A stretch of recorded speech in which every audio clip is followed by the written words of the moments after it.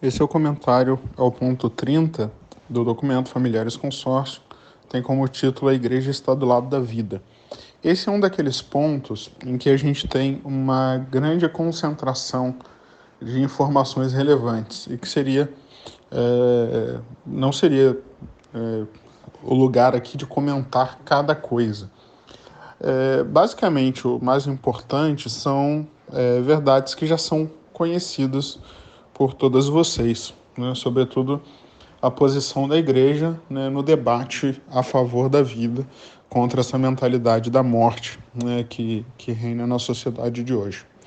Alguns pontos assim um pouco que talvez algumas pessoas não tenham parado para pensar é o que eu queria destacar aqui, né? Em primeiro lugar, que a igreja está ciente dessa mentalidade, né, contra a vida e dos motivos não só econômicos e ideológicos que existem por trás, mas sobretudo o motivo último, que é o afastamento de Deus, né? Para além das ideologias, para além da questão financeira, né, o grande motivo pelo qual existe hoje uma cultura de morte é o afastamento da vida, né, da vida verdadeira, que é o próprio Deus. E é isso que acontece. Ou seja, as pessoas, na medida que elas vão se afastando de Deus, elas vão perdendo também o amor pelo homem. E daí que vem a cultura de morte. Esse afastamento de Deus, essa falta de amor pelo homem, se resume também naquilo que nós chamamos de egoísmo. Existe uma passagem muito famosa de Santo Agostinho, né, quando ele fala das duas cidades, que o amor a Deus e o desprezo de si gera a cidade de Deus. E o amor de si mesmo até o desprezo de Deus gera a cidade dos homens. Muito do que a gente vive hoje, no fundo, é esse egoísmo, esse amor de si tão grande que acaba caindo no desprezo de Deus. Quando a gente cai no desprezo de Deus, a gente acaba também caindo no desprezo pela humanidade. E é isso que a gente percebe, a mentalidade contra a vida é uma mentalidade egoísta.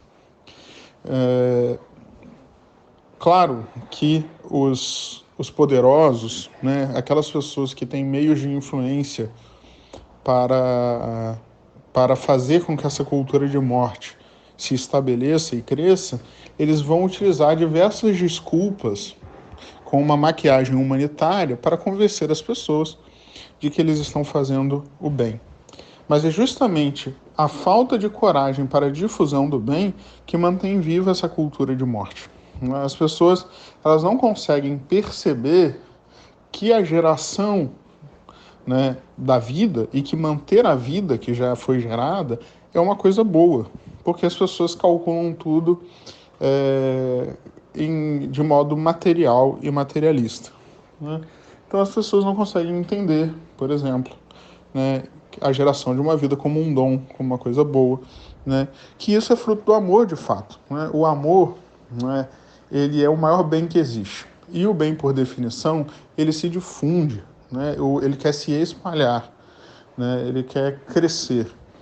E quando a gente está afastado do amor, está afastado do bem, o que a gente faz? A gente faz o contrário, né? A gente começa a restringir, né?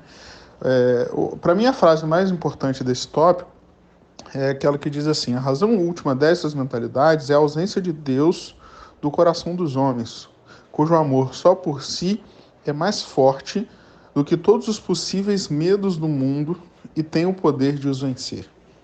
Se é verdade, né? Se é verdade, talvez muitas de vocês já experimentaram isso. Se é verdade que dá medo colocar uma criança no mundo hoje, né? Também é verdade que o amor a Deus e o amor pelos homens deveria ser capaz de superar esse medo. A raiz do medo é a ausência de Deus no coração, né? Sobretudo a falta de fé. A falta de fé e falta de confiança. Por isso que eu falo assim, gente, não se deixem vencer pelo medo. Às vezes, as pessoas ficam assustadas, né? Sobretudo pais de filhos pequenos, quando lidam com esses problemas mais de caráter educacional, né, que as ideologias e tudo isso, as pessoas começam a ficar em pânico, a ficar com medo. Não se deixem vencer pelo medo, né? Vocês não estão soltos no mundo. Existe um Deus que te ama, que é providente e que ama teu filho mais do que você e que vai, se ele te deu a graça de conceber, que vai te ajudar, que vai te auxiliar, né? E essa confiança em Deus, essa presença de Deus na sua vida, tem que ser forte o suficiente para que esse medo não seja paralisante, né?